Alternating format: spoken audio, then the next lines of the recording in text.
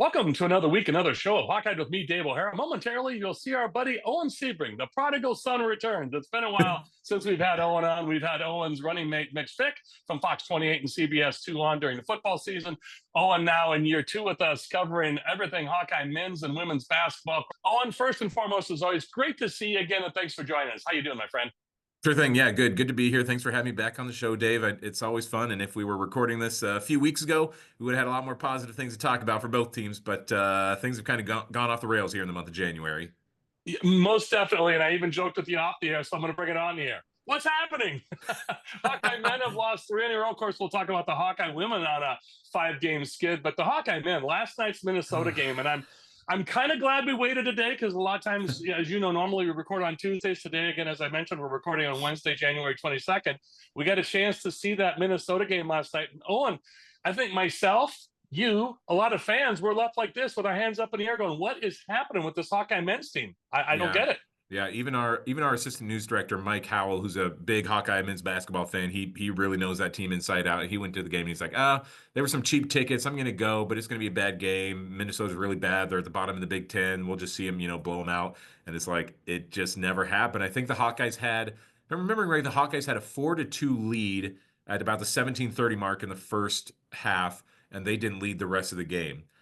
Which is really telling after they went out to Los Angeles and in their two games against USC and UCLA did not lead for a single second in either of those games. And so among those last three games, they've only led for about 2.5 minutes of actual game time. It's just ugly. And this team, Mike Loss wrote an article about it. And what did he say? That the old saying is the opposite of love is indifference, and that's kind of how people are feeling towards the Hawkeyes right now, and it's partially because that's kind of how the Hawkeyes look out there. There are a lot of times where it looks like these guys are not giving full effort, not giving full chemistry, or they look a little bit indifferent out there. I mean, I don't want to throw any names under the bus, but it's like this just looks like a team that does not appear to be all that motivated to win basketball games right now. And I don't know what the root cause is, because you had so many great pieces back from last year's team with Peyton Sandfort, who was on the verge of going to the NBA, decided to come back. He's had, a decent season. He's averaging 16 points a game. Owen Freeman, frankly, if I'm being honest, I maybe would have expected a little bit more out of Owen, averaging 6 rebounds a game. Once you're big man, you'd like a little bit more out of that. With Josh Dix, he's really developed well. Drew Thelwell's been playing good. Like, all the pieces seem to be there to be maybe not a Big Ten champion, but certainly a tournament team that might compete in the Big Ten. But that just has never seemed to evolve this year. It's really disappointing, to your point, is the lack of rebounding. And there's a statistic out there, and since you're throwing numbers out there, I believe I was like 330th out of the 100. I think it's 300 to 400, or whatever the men's. There's more men's basketball teams in D1 than there are football, but they're near the bottom of giving up offensive rebounding. And to your point, that is just sheer hustle or lack thereof. And I get it. They've had a ton of injuries inside. I get it that Peyton Sandfort's been in and out of injuries, as has Josh Dix with the wrist. But to your point, that doesn't affect the hustle. And here's the wild thing to that, Owen. Brock Harding, Owen Freeman, they talked about it as a team. In pressers, you've been there. And they've said, hey, just all the time our head's not in the game, but we're not hustling. That's the thing, the malaise, or as you talk about, the lack of hustle. But that is an alarming statistic. 330th, they're at or near the bottom is what viewers need to understand. They're at or near the bottom, well, I'll say 10% of Division I men's basketball programs this year in giving up offensive rebound. That's just all hustle, as we know. Yeah, and I really thought they had turned things around, because they had that just horrific loss at Wisconsin where they gave up, what was it, 115 points, something like that. And so I was like, this is it, season's over. Then they came back and won a couple of really impressive home games. Like, they look great against Indiana. I was like, all right, this team's back. Now they're in the position again where they can compete again in the Big Ten. But then their last 3 games, I mean, I know that there, again, maybe some excuses you could give for going to the West Coast, playing in a different time zone, like that there are some adjustments there. But like, those teams from LA, they're having to do the same thing across the coast. They're going to East Coast and playing games. And so everybody in the Big Ten is adjusting to the same thing. So I would not necessarily put that as a reason why you can lose those games as badly as they lost them. And then again, last night's loss to Minnesota is just, I don't know if there's any excuse you can find for that one. Again, the worst team in the Big Ten that was 1-6 in the conference, and You guys can't even lead against them. Granted, they made a late push, got within 3 in the final minute of the game, and you thought maybe they were going to pull out some more magic again, but that too didn't ever develop. And so you still have seen, I will give them credit for this. You've seen some fight in this team because they've been down in a lot of these games and they don't ever quite throw in the towel. And last night again was another case in point where it's like the last 4 minutes, they look solid again. Looked like they actually wanted to play basketball for the final 4 minutes, but now it's just a matter of translating that over the actual 40 minutes of game time. Yep. The intriguing thing is I appreciate what you're saying as far as they can come back, they don't throw in the towel. But why are you getting down 17 points at home against the worst team in the Big Ten? Dawson Garcia is a good player, and I always had their issues with him in the past. Ben Johnson, I've always kind of been up and down with him. And no, not the new Bears head coach, Ben Johnson. That's a whole other story. But Ben Johnson, the Minnesota coach and a former player, I just don't know if they'll ever get to their potential. But last night, they sure looked like world beaters. But the Hawks did come back. But, Owen, the other thing, the Hawkeye men right now, 12-7, 3-5 in the Big Ten. And as you mentioned, I was at that game, Indiana, that night, too, when they drubbed them a couple of Saturday nights ago at Carver Hawkeye. I thought the same thing, that, oh, boy, here we go with the season. But now it looks like we're looking over a precipice again of, they've lost the last 3 and not looked good in them. Yeah, came back late against Minnesota last night, but shouldn't even be in that position. Seydou Traore, finally healthy, had a nice game. But, Owen, the Hawks got to look straight here because Mike Rhodes knows Fran McCaffrey from Penn State. Hawks host Penn State. By the time that game is played, most of you won't have seen this show yet, so you'll know the result. Penn State at home, Friday night, Carver Hawkeye Arena. And then Owen back on the road playing in Columbus against Ohio State, which I'm thinking, okay, Ohio State, that's a chance to get right against Penn State and Ohio State. But Ohio State beats Purdue last night. Again, as we record this on Wednesday afternoon, January 22nd. Oh, by the way, Owen, Ohio State beat Purdue at Purdue last night, top 15 ranked team. So when you figure out the Big Ten men, would you please let me know? That's a question this year, and that's what gave so many fans some hope for Iowa this year, was that, like, hey, this Big Ten is wide open. There's no Zach Edey in the conference anymore, and so, like, anybody could win this league at this point. And so after the first couple games, when they had that buzzer beater against Northwestern, they looked good against Michigan, you were like, hey, this Iowa team, like, you didn't think about it, but maybe they can compete in the Big Ten, and that's just been a totally different story. The Big Ten still feels like it's just very up in the air right now. And honestly, what's tragic also about last night's loss to Minnesota was that these 5 games, I feel like right now, are kind of where the season is kind of on the brink, as you say, on the precipice, where it's like they've got 4, as of now, I guess, including the Minnesota game, they had 4 of 5 games at home. And it's like, every single one of those home games you have to take advantage of if you want any chance of getting an at-large bid to the NCAA tournament. And they just blow it against Minnesota.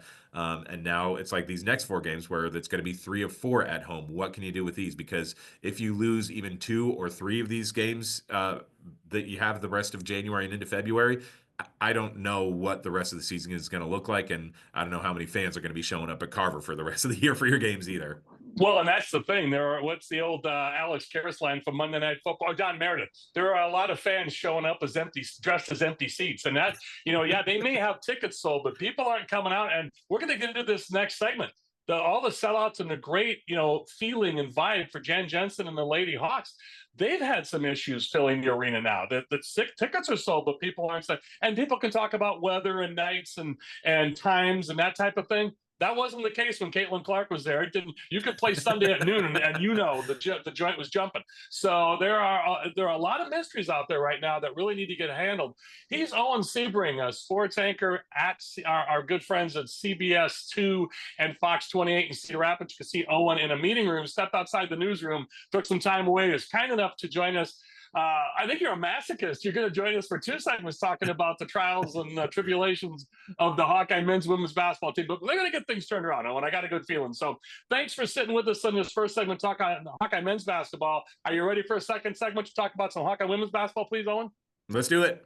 I look forward to it. Folks, there he is, Owen Siebring. I'm Dave O'Hara. We'll be back with more Hawkeye in just a few moments. Hawkeyed is brought to you by Better Edge, your ultimate social betting marketplace. With no VIG, you're bound to win more on every bet on Better Edge. Founded by Hawkeye alum James Seils and proud Iowan Greg Kieski, Better Edge delivers an unmatched betting experience. Plus, what's not to love when they're committed to supporting charities and children's hospitals near you? Join the action now. Sign up at betteredge.com/Hawkeyed and get $10 to start winning more today. Better Edge, where your social betting means your bets go further and you win more. Welcome back to Hawkeyed with me, Dave O'Hara. Momentarily, you'll see our good buddy Owen Siebring joining us. Owen, of course, Fox 28 and CBS 2 sports anchor. Owen's joined us on this show for the past couple of years. Of course, as you know, his running mate Mitch Fick joins us during football, and Owen has basketball sewn up for us. So we talked men's basketball, the first segment. Owen, I'm sorry you get double duty, and maybe not so pleasant job today of talking tough stretch for the Hawkeye women's basketball program. And you and I have talked about this off the air. Let's bring it on the air. If likability would give you wins and losses, this team would be undefeated forever. We love Coach Jan coming in after being Lisa Bluter's assistant for a quarter century, being a former player with Lisa Bluter. So Jan was the natural fit there. They started off guns a-blazing, top 25 ranked. 8-game winning streak. What on God's green earth has happened to this team, Owen? That is just very confounding. And I don't know if it's rooted in that loss to Maryland, because this team had so much momentum to end the calendar year of 2024. And they come back, play a really good Maryland team. Maryland is an outstanding program that has, potentially Final Four potential right now. They're 16-2 overall, but they lose to Maryland by 8. I don't know if that just lost them some mojo or something. That was that Carver Hawkeye, by the way. Yep. Brenda Freese coming home started to interrupt. So that was a huge loss at home, because you got to win at home whenever you can, as you know. Yep.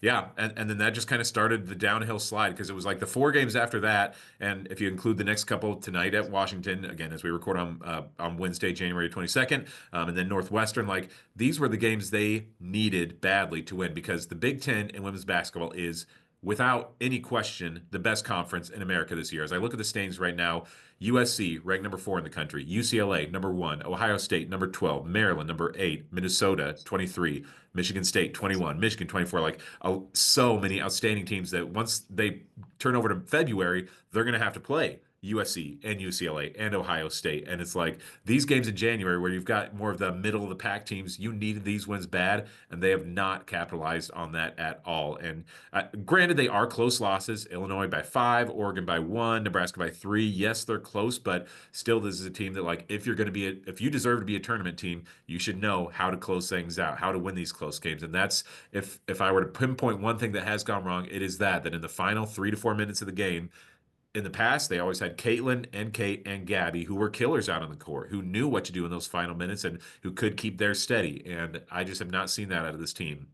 Free throws against Nebraska, obviously, was a big issue. Lucy Olson missed a lot of those, and seems like she has just not been able to quite find that chemistry late in the game to be that killer, to make those shots, to take those shots. And across the board, it seems like nobody quite knows yet who should be the one taking the shots when you're maybe in a close game, down by 2 or up by 2 late in the game. They just want to pass the ball around. Nobody wants to take it. And I mean, personally, I don't know who that should be. I don't know if it should be Sita Falter, or if it should be Lucy or Hannah, or, I mean, Aaliyah Guyton, their freshman, has been great. She's got a lot of confidence out there, so maybe she's the one to take those shots. But that's maybe the biggest thing this team needs to figure out right now, is when you're close in games in the fourth quarter with 3-4 minutes left, you need to know who the person is that they're going to look to, and they just haven't had that this year. To your exact point, it's death by 1,000 cuts. Each game is different. One turnovers, one game, Tennessee, you're like, okay, hopefully that's an anomaly. It's a one-time thing, 30 turnovers. They're a pressing team. Get it. To a degree, I get it. I don't accept it. I don't like it, but I kind of understand it. Early in the season, all that type of stuff. Okay. But then you lose Illinois. You had that game. They had that game won. And 8 for 17 from the free throw line. Are you kidding me? A team that shoots that well. And I think you nailed it right there. I think it's not having that killer, that assassin at the end, like Caitlin or Gabby or Kate Martin, or the year before with Monica Sonano. Somebody who's going to say, I got it, give it to me, hop on, we're going to go. I'm going to take us home. And then the intriguing thing to that is, so it's either turnovers and free throws, or a couple of those games it was missed free throws and turnovers, a large amount. And then it was one or the other. And that's the thing I think that, and of course you got a few injuries here and there, and adjusting to a new coach. And like you said, players trying to fit into a role, but I don't want to get too far ahead of ourselves, but they have a game, only one more game the Hawkeye women do it in January, and that's at home against Northwestern next Monday. And then another week, Tuesday, at Carver, and then the following Monday, that's in February, it's at Nebraska. And that was an overtime game the Hawkeye women had and gave away to overtime to Nebraska at Carver Hawkeye. So, again, I don't want to get too far ahead of the schedule, but they only have 2 games in the next 2 weeks. One at Carver Hawkeye this upcoming Tuesday, and then afterwards, the following Monday at Nebraska. And I'm not going to get deeper into the schedule than that. But as you mentioned, USC coming to town, the Caitlin jersey, retiring her jersey. But then Juju Watkins coming to town. UCLA, as you mentioned, number one team, or at or near the top of the country rankings with USC and UCLA. So, Owen, this is not a time, and we talked about this with the men. You talk about lack of fan support, and I'm not saying it's a fickle. Most fan bases are fickle, let's be honest. But in this case, the Hawkeye women have sold out for years. It's been much ballyhooed, but even though the tickets are sold out, I'm starting to see more and more empty seats. And this Hawkeye women's team, I'm not just saying just for ticket sales, but just for their own peace of mind. Oh, and they got to get it together. And this is a team that is so much better than that. Yeah. And I will say I was still a bit encouraged by the Nebraska games, the Nebraska game, for the turnout for that one, just because I was like, gosh, this team has lost 3 in a row. Are fans still going to show up? And they really did. I mean, with the exception of I'm not afraid to say this, that it's a student section that's not showing up to these games. When I look behind the basket, students are not there for these games. Why? I have no idea. But outside of that, people are still filling the stands of these games. And so Nebraska gave me an encouragement. I'm a little worried now, getting more worried, like with that Northwestern game coming on Tuesday, January 28th. Are there going to be people there for that? And if they happen to lose that game, I don't know what to expect the rest of the year. Obviously, fans are going to be there for USC. When Caitlin's there, the fans are going to be there no matter what. But once you get to those later games in February, I hope fans still keep showing up. And I have a lot of hope for what this team is going to bring next season, with a lot of returning talent and with some good freshmen coming in. So I hope fans keep showing up, but they're at a point now where it's like, we better keep putting on a good product, or the fans might stop showing up to these home games. And to some of the things that we were talking about that have been a struggle, I will say that this is why I do feel a little bit differently about the women's team than I do the men's team. The men, frankly, I feel like they're just lost right now, and I don't have a lot of hope that they're going to make the postseason. The women, the fact that it is just kind of one thing that goes wrong every single game. Again, Nebraska, it's free throws. Oregon is, giving up that late lead. Tennessee, it's turnovers. That makes me think, okay, as long as they have the talent there. This is the exact same team that started the year 8-0. It's not like they've had a lot of injuries. Hannah Stokey, of course, missing this West Coast trip. But outside of that, it's not like there have been a ton of injuries or people not producing. It's like you have the pieces there, and as long as they just mentally get back on the same page and start doing those things that got them out to that 8-0 start, I do believe that this is still a team that can make an NCAA tournament and would have the talent to maybe win a game or two at the NCAA tournament. It's just a matter of can you guys get there? Can you figure it out? And it's going to start with these next couple of games, because once you hit February, that schedule is not getting any easier. I think you said it perfectly. And Sean Bach, who was on the show last week, said what you just said. And I agree with both of you. Sean, of course, from CBS Sports and 24/7 Sports, Iowa Hawkeye beat writer. He had said that, to your point, Owen, that the Iowa women will turn it around, or can turn it around, but he said, I see them now instead of a 2, 3, or 4 seed. I see them now as an 8, 9 seed. Owen, my friend, it is great to see you. Thanks for doing this. I'll talk to you in a couple weeks. Folks, there he is, Owen Siebring. He is a sports anchor at our friends at Fox 28 and CBS 2. Owen, great to see you. Thanks again. We'll look forward to talking to you soon. Yeah, thanks a lot, Dave. Truly my pleasure. For Owen Siebring, I'll be back to close out the show with James Seils in our sports betting segment, part of my production team and business partnership with @BetterEdge and BetterEdge.com and Greg Kajewski. So James Seils joining me. We'll be back with more to close out Hawkeye in just a few moments. Hi, this is Joe Mershman from Mershman Seeds. Substitutions cost you money. Why take their seconds when you can have our first choice? Here's Ben Paper to tell you more about Mershman Power Core Enlist corn. We are way ahead of Big Seed on this one. This corn has 4 different post-herbicide tolerances, multiple modes of action for above-ground pests, and it is some of the highest-yielding corn genetics that are out on the market today. If you're one of the many that got substituted on your corn hybrid last spring, contact your local Mershman Seeds dealer today and ask them about Power Core Enlist corn. From Mershman Seeds, your friend in the field. Welcome back to Hawkeye with me, Dave O'Hara. Momentarily, you'll see our buddy James Seils from @BetterEdge and BetterEdge.com, my production and business partners. Of course, Greg Kajewski, the other part of that business. So first and foremost, as always, James, thanks for joining us. I know you and I were talking off the air. What a time to run a social betting marketplace. BetterEdge. Great shirt, by the way, there, James. But it's just fascinating to see the evolution of your product. And I know it's been a handful of years, and congrats again from a couple of months ago where you were named one of the top 40 under 40 entrepreneurs. And so the business has really taken off. And again, what a time to have sports marketing or sports betting in our lives.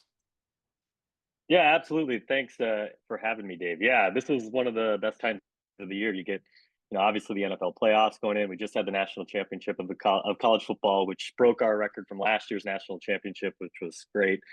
And then you got college basketball ramping up, TGL kicking off, which is new and fun for our users. And yeah, we're excited to, go into 2025 with a bang. TTL, tomorrow's golf league. The Tiger Woods, Roy McIlroy, a bunch of other infamous and famous golfers. And it's interesting, Justin Thomas's crew played last night as we record this on Wednesday afternoon, January 22nd. And I know you had a lot of activity. Of course, Better Edge is based in the Minneapolis, Twin Cities area, Minneapolis, St. Paul. And Minnesota and Iowa played last night, and just a tough one for the Hawks at home. And I know you have a lot of peer-to-peer betting, as they call it again, Better Edge, a social betting marketplace. But it's just interesting to see how the Hawks have stumbled on the road, men and women right now in basketball. Been a tough time. The women are on a 5-game losing streak. The men now a 3-game losing streak after a horrendous West Coast trip to USC and UCLA. But you've got NBA, NHL. Again, we talked about TGL, tomorrow's golf league, the indoor simulator golf league with the PGA pros. Great stuff. So you don't lack for activity. Again, you mentioned you just had the CFP. Oh, by the way, there's something else going on, James, the NFL. We've got the playoffs, and then there were 4 left, the Bills and Chiefs.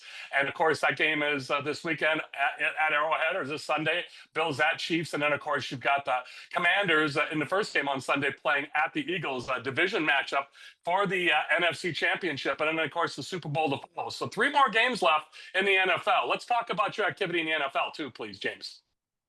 Yeah, absolutely. This is obviously the peak of it. We introduce more markets, more fun markets for these games and the Super Bowl, your coin toss, your national anthem length. So a lot of those are fun and they're really social in nature. It's always fun to talk to your buddies like, oh, I got the over a minute and a half for the national anthem. And so this is really where our marketplace thrives. And, really at the end of the day, we're an exchange, right? And so the more volume on a game, the better the product becomes. And that's the reason for that is if you go to a sports book, they're going to have that VIG baked in the middle, regardless of the amount of the volume. So you're going to bet 10 to win 9. But in the more volume on an exchange, those margins get thinner and thinner and thinner. And so now you're going to bet 10 to win 10. Your buddy's going to bet 10 to win 10. And that everyone just wins more in this environment. So we're really excited about this. And then, yeah, going back on the Hawks thing, at the end of the day, you run at least a social betting platform. Win or lose, there's activity because there's fans that are involved. But yeah, it's been pretty disappointing from both the men and women. I think the expectation was the tournament for sure for the women, but I think the men had the tournament aspirations there for a while. And then, I looked yesterday and I think we're 320th in offensive rebounds given up this year, and it always rears its head. It reared its head on the West Coast. It reared its head last night. Just tip-ins after tip-ins. And so you can't keep giving up that many second chance buckets and expect to win any game. So, No, go ahead. It's been a little disappointing from there. But, the activity is still there. We're based up here in Minnesota, so that's a big bet game always when the Gophers play the Hawkeyes. And so, the activity was there. It's just the outcome kind of was a bummer. Yeah, and that's what I was going to mention, folks. James is a University of Iowa alum, Iowa native. Greg Kajewski also is an Iowa native. But it's intriguing, again, folks, to give you a quick heads up. Better Edge, at Better Edge and BetterEdge.com, at Better Edge via social media, BetterEdge.com, the website, and download the app and start playing. Again, social betting marketplace. You see James's t-shirt there. The intriguing thing about this is there's no juice, no house, no vig, so you're not paying the quote-unquote tax. It's peer-to-peer betting. And again, you can have your little personal rivalries online. It's fantastic. Again, James being a U of I alum is why I mentioned the Hawks. And I got a feeling, hopefully, James, the men and women's basketball teams can turn it around. Of course, the women played a night out at UW after a tough loss at Oregon the other day. So, again, we record this on Wednesday afternoon, January 22nd. So, James, I'll say this to you on the way out the door. Numbers are so important. As you just mentioned, the Hawks deficit in offensive, giving up offensive rebounds. And in your case, we've got Major League Baseball upcoming. There is so much going on. And again, I would just implore people, if you're, intimidated about going to a casino or playing on a regular sports book app and paying the juice, the house, the vig, take a look at Better Edge. And I just think, again, what you and Greg have initiated and started here the last couple of years, and it just keeps growing and growing and growing. The numbers don't lie, as they say, especially in your business, James. And I just want to implore people to just check it out and give it a try. And James, your 10 seconds of a soapbox here. I think it's important that people at least look at it.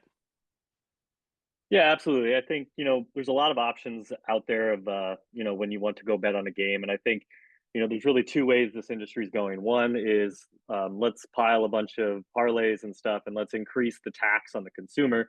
And then you've got our side that's trying to decrease that amount that's gone to the consumer and operate at a very low margin. And so, there's value in both. From our perspective, we feel, and it's in the numbers, that our bettors win more over time. And so you can last longer, you can play longer, and you're more likely to actually win money playing on our platform versus others. So definitely check it out, and always up for feedback as you guys get in there and try it.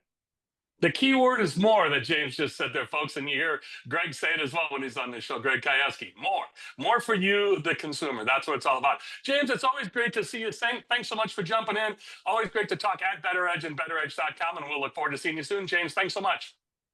Thank you, Dave. You're welcome. For James Seils and Owen Siebring, my other production partner, Greg Kajewski at Better Edge and betteredge.com. And to you, the viewers, that's all from us at Hawkeyed. Thanks to all of you.